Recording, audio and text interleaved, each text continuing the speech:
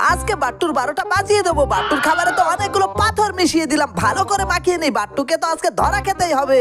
এই তো বস চলে এসেছে, এখন আমার খাবার খাবে। আর বাট্টুর খাবারে তো আমি পাথর মিশিয়ে দিয়েছি। আজকে আমি অনেকগুলো টাকা পাবো, আর বাট্টু বেটা তো ধরা খাবে। লা লা লা লা লা। খাবার কেমন হয়েছে একটু খেয়ে দেখি, তারপরে আমি ডিসিশন নেবো যে আমি কার হোটেলের খাবার সবসময় খাবো। খেতে তো মনে হচ্ছে দারুণ হবে, একটু খেয়ে দেখি। আরে কি হলো, খাবার খেতে গিয়ে তো কিছুই হচ্ছে না। খাবার খেতে গিয়ে তারপরে কি হলো সেটা দেখলে তো তুমিও হাসতে হাসতে শেষ হয়ে যাবে।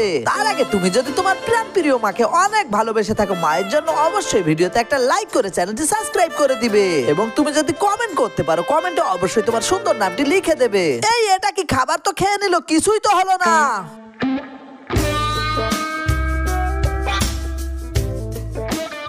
আরে বাট্টু, তোমার খাবার দারুণ হয়েছে, এই না তোমার গিফট। ও দারুণ দারুণ, ইয়া ইয়া। আরে আমার সাথে কি হয়ে গেল?